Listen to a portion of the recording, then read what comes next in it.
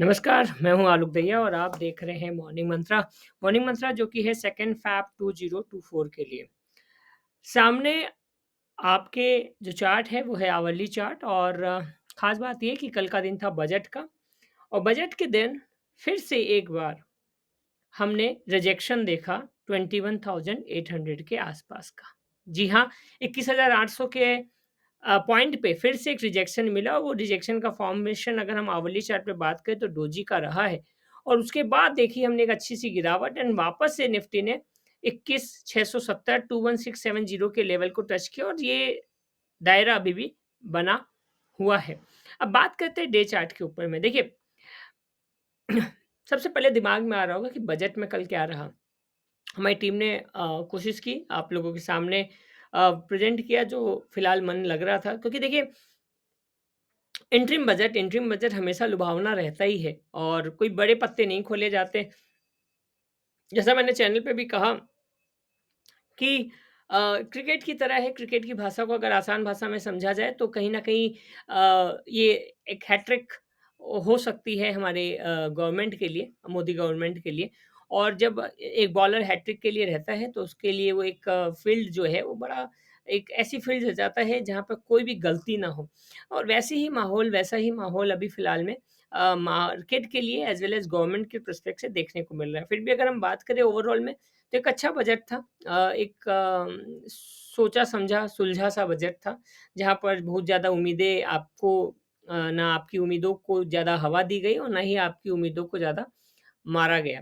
अब इन सब के बीच में बाज़ार क्या देख रहा है, बाज़ार कैसे देख रहा है? तो देखिए डे चार्ट आपके सामने है और लगातार 21,800 पे रिजेक्शन मिल रहा है।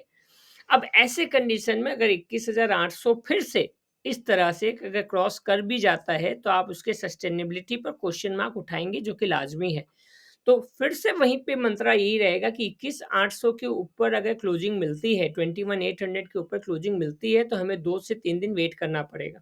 आज का बाज़ार फ्राइडे का है, मान लीजिए फ्राइडे के बाज़ार के दिन ये क्लोजिंग 21,800 के ऊपर की मिल गई, तो हमें कहीं न कहीं मंडे या ट्यूसडे को उसको वेरीफ़ाई करना पड़ेगा, तब जाकर हमारे लिए बेहतर रहेगा।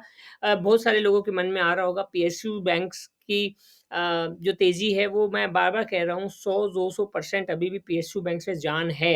अब वो किस फ़ॉर्म में आएगी, कब आएगी, कितनी जल्दी आएगी, उम्मीदें हैं क्योंकि अभी ऑलरेडी 100-200% का बहुत सारे पीएसयूज़ बैंक्स में उछाल बन चुका है और आने वाले समय भी उछाल बन सकता है। तो अपने इन्वेस्टमेंट एडवाइज़र से सलाह लेकर ही आप उसमें अपना एक्सपोज़र को बढ़ाइएगा। ये सुनने के बाद कि एक्सपोज़र 100-200% की तेज़ी बनती है और आपने अपने पोर्टफ़ोलियो का सारा एलोकेशन वहाँ कर दिया तो फिर आप हमें ज़िम्मेदार ठहराएँगे जो कि गलत होगा।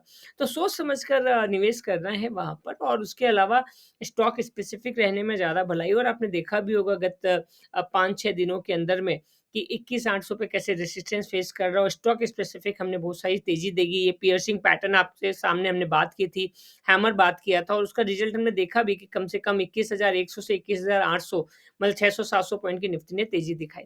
तो लास्ट दिन है, कॉशियस रहना है, समझदारी से रहना है। 21,670 बहुत इम्पोर्टेंट लेवल होगा क्योंकि आपको ध्यान होगा हम बार-बार वही कह रहे हैं कि हमें 21,670 के ऊपर लगातार बैक टू बैक 2 क्लोजिंग चाहिए, तो लगातार बैक टू बैक क्लोजिंग नहीं मिल रही है, राइट? ये वाला अगर आप इसको कंसीडर करें तो जस्ट एज पे था और आज है। तो अब आज का दिन इम्पोर्टेंट है, अगर 21,800 के ऊपर निकल जाते हैं, क्लोजिंग देती है, तो थोड़ा-सा कुछ अच्छा समझ सकते हैं, अदरवाइज़ रिस्क बना हुआ रहेगा, बड़ी गिरावट भी देखने को मिल सकती है और वेलोसिटी वाइज़ अगर 600-700 पॉइंट की गिरावट 1 या 2 दिन के अंदर ही मिल गई, तो पैनिक ज़्यादा हो जाएँगे। तो थोड़ा-सा सँभल के काम करना है। Thank you, thanks a lot and have a great day. Bye bye, take care.